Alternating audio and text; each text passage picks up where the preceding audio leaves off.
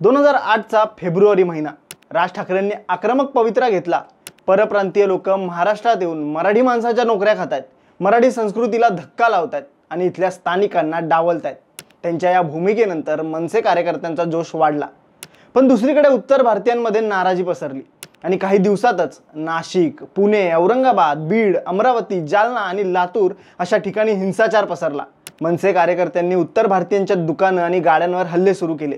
फेरीवाले, भेळवाले, पाणीपुरीवाले जिथे परप्रांतीय दिसतील तिथे मनसे कार्यकर्त्यांनी त्यांच्यावर हल्ले केले.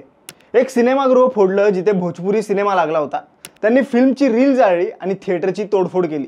त्यानंतर समाजवादी पक्षाचे अबू आझमी आणि राज ठाकरे यांच्या कार्यकर्त्यांनी रस्त्यावर चांगलाच गोंधळ घातला.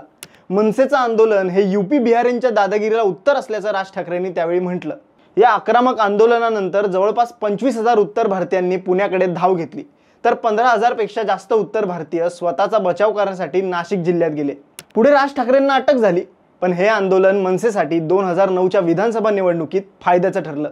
आणि आता पुन्हा तसंच वातावरण निर्माण होतंय की काय असा प्रश्न पडलाय. कारण राष्ट्रीय शिक्षण धोरण 2020 नुसार सरकारने मराठी इंग्रजी सोबत हिंदी शिकवणं सक्तीचं करण्याचे आदेश जारी केलाय. राज्यातील सर्व सरकारी शाळांमध्ये आणि राज्यमंडळांच्या शाळांमध्ये इयत्ता पहिलीपासून हा निर्णय लागू होणार आहे. त्यामुळे हिंदी ही तिसरी भाषा म्हणून शिकवणं अनिवार्य असेल. या निर्णयानंतर महाराष्ट्रात भाषेच्या मुद्द्यावर पुन्हा एकदा वाद पेटलाय. या निर्णयावर सर्व विरोधी पक्षांनी टीकेची झोड उठवली. त्यात उद्धव ठाकरे यांची शिवसेना, शरद पवार यांचा राष्ट्रवादी काँग्रेस व काँग्रेस या पक्षांचा समावेश होता. पण या सर्व पक्षांपेक्षा राज ठाकरे यांचा आवाज सर्वात प्रभावी ठरला. महत्त्वाचं म्हणजे परप्रांतीय आणि भाषेच्या मुद्द्यावर मनसेने सुरुवातीला नाव मिळवलं होतं.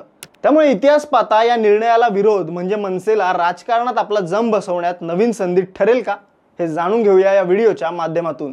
नमस्कार, तुम्ही पाहताय गाजावाजा. राज्य सरकारच्या या निर्णयानंतर राज ठाकरे यांनी सोशल मीडियावर एक पोस्ट लिहिली. हिंदीची ही सक्ती मनसे खपवून घेणार नाही आणि प्रचंड आंदोलन उभारेल, असा इशारा त्यांनी दिला. हिंदी ही राष्ट्रभाषा नाही, देशातील इतर भाषांप्रमाणे ती राज्यभाषा आहे. महाराष्ट्रात सुरुवातीपासूनच ती का शिकवली जावी? या देशात भाषावार प्रांतरचना झाली आणि ती इतकी वर्ष चालली, पण आता तुम्ही दुसऱ्या प्रदेशाची भाषा महाराष्ट्रावर का लादण्यास सुरुवात केली आहे? भाषावार प्रांतरचनेच्या तत्वाचे उल्लंघन केले जात आहे, असं त्यांनी या पोस्टमध्ये म्हटलंय. राज यांच्या या इशाऱ्यानंतर लगेचच मराठी विरुद्ध हिंदी भाषेच्या वादाला तीव्र वळण मिळालं. मुंबईचं हृदय मानल्या जाणाऱ्या मराठी बहुल भागात दादरमध्ये पोस्टर्स लागले. आम्ही हिंदू आहोत पण हिंदी नाही. या पोस्टर्सनी सगळ्यांचं लक्ष वेधून घेतलंय. नवी मुंबईतील वाशीत मनसेच्या विद्यार्थी सेनेच्या वतीने निदर्शनं करण्यात आली. दुसरीकडे मुख्यमंत्री देवेंद्र फडणवीस यांनी सरकारच्या निर्णयाचं समर्थन केलं.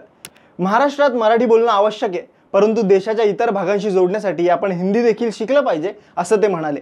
मराठी विरुद्ध हिंदी हा संघर्ष राज्याच्या राजकारणात नवा नाही. विशेषतः उत्तर भारतीयांची मुंबईत संख्या वाढत गेली तशी हिंदीच्या वर्चस्वाबाबत मराठी माणसाच्या मनात रोष निर्माण झाला.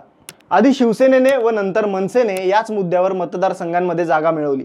मात्र 1990च्या दशकापासून शिवसेनेने हिंदुत्वाची कास धरली आणि मराठीचा मुद्दा मागे पडला. पुढे बाळासाहेबांनी उद्धव ठाकरे यांच्याकडे पक्षाची धुरा सोपवली व त्यांचं राज ठाकरे यांच्याशी पटेन असं झालं. त्यातून राज यांनी स्वतंत्र पक्ष काढला आणि काकांच्या पावलावर पाऊल टाकून त्यांनीही मराठीच्या मुद्द्यावर राजकारण करायला सुरुवात केली. त्यात त्यांना भरघोस यश मिळालं. बाळासाहेब ठाकरे यांच्या हिंदू हृदय सम्राट या उपाधीला पर्याय म्हणून मराठी हृदय सम्राट ही उपाधी त्यांना मिळाली. मराठी प्रथम हा बाणा त्यांनी राबवला. रेल्वे खात्यातर्फे घेतल्या जाणाऱ्या परीक्षा हिंदीतून घेतल्या जातात, त्यामुळे उत्तर भारतीय उमेदवार बहुसंख्येने येतात. त्यावेळी मुंबईत आलेल्या अशा बिहारी उमेदवारांना चोप देऊन राज यांनी सुरुवात केली. त्यानंतर मराठी पाट्यांसाठी मनसेनं दुकानं फोडायला सुरुवात केली. मनसे स्टाईल आंदोलन हा शब्दप्रयोग त्यातूनच रूढ झाला. ATM तसंच मोबाईलमधील संदेश व कॉल मराठीतून असावेत यासाठी राज यांच्या मनसेने रस्त्यावर उतरून आंदोलनं केली. त्यातून विधानसभा व महापालिका निवडणुकांमध्ये त्यांना चांगलंच फळ मिळालं. मनसेचे 2009 मध्ये विधानसभेत 13 आमदार निवडून आले. मुंबई, कल्याण, डोंबिवली व पुणे महापालिकेत मोठ्या संख्येने नगरसेवक निवडून आले. नाशिक महापालिकेत तर त्यांना सत्ता मिळाली. परंतु मोदींच्या उदयानंतर राज ठाकरे व मनसेचं राजकारण थंड पडलं. सलग 3 निवडणुकांमध्ये त्यांना दारुण अपयश आलं. याच काळात उद्धव ठाकरे भाजपपासून लांब गेले. हिंदुत्वाचं राजकारण करणारा भाजपचा मित्रपक्ष दुरावला. ती जागा भरून काढण्यासाठी राज यांनी मराठीऐवजी हिंदुत्वाचा झेंडा हाती घेतला. हिंदू हृदय सम्राट हे बिरुद त्यांना लागलं, परंतु त्यांचा हाही डाव अयशस्वी झाला. उलट देवेंद्र फडणवीस यांना शिवसेना व राष्ट्रवादी काँग्रेस हे 2 पक्ष फुटून 2 नवे सहकारी पक्ष मिळाले. या सर्व प्रकरणात मनसेची स्थिती दिशा हरवलेल्या गलबतासारखी झाली. आता देवेंद्र फडणवीस सरकारच्या ताज्या निर्णयामुळे राज यांना नामी संधी मिळाली आहे. उभाटा शिवसेनेची भूमिका अजूनही हिंदुत्व की सेक्युलर अशा तळ्यात मळ्यात आहे. आंदोलन करण्या एवढे त्राणही त्यांच्या पक्षात राहिलेले नाही. काँग्रेस हा राष्ट्रीय पक्ष असल्यामुळे तो हिंदीला प्रखर विरोध करू शकत नाही. शरद पवारांच्या राष्ट्रवादी काँग्रेसला भाषा संघर्षाचा इतिहासच नाही. त्यामुळे रस्त्यावर उतरून विरोध करणारा एकमेव पक्ष उरलाय तो म्हणजे मनसे. शिवाय मराठीवरचा आपला हक्क ही ओळख राज ठाकरेंनी कायम ठेवली आहे. तुम्ही वापरत असलेल्या मोबाईल फोनच्या कंपन्यांचे यापूर्वी मेसेज आणि कॉल केवळ हिंदी व इंग्रजी भाषेत येत असत. मात्र मनसेच्या दणक्यामुळे सर्व मोबाईल कंपन्यात मराठी सुरू झालं. हे त्रिभाषा सूत्र बस झालं. आता मुंबईत परत चौथी भाषा आणायचा प्रयत्न केला तर परत तसाच बांबू बसेल हे राज ठाकरेंनी 2019च्या मुंबईतील प्रचार सभेत ठणकावून सांगितलं होतं. आता पुन्हा एकदा तसंच काहीसं वातावरण तयार झालंय आणि राज ठाकरे पुन्हा तोच मुद्दा उचलतायत. त्यासाठीच मुंबईत पक्षाच्या वरिष्ठ नेत्यांची बैठक घेऊन हिंदी सक्तीला विरोध करण्याची ते रणनीती आखतायत. थोडक्यात म्हणजे सरकारने दिलेल्या फुलटॉसवर 6 मारण्याची रणनीती राज ठाकरे आखतायत. याच मुद्द्यावर 2008 मध्ये काँग्रेस सरकारच्या काळात मनसेने भरारी घेतली होती. आता भाजप सरकारच्या काळातही तीच भरारी घेण्यासाठी राज ठाकरे पुढे आलेत. त्यामुळे हिंदी सक्तीचा हा निर्णय मनसेच्या नवनिर्माणासाठी नवी संधी ठरेल का?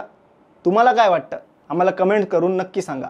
राजकीय विश्वातील अशाच नवनवीन घडामोडी जाणून घेण्यासाठी गाजावाजाला लाईक, शेअर, फॉलो आणि सबस्क्राईब करायला विसरू नका.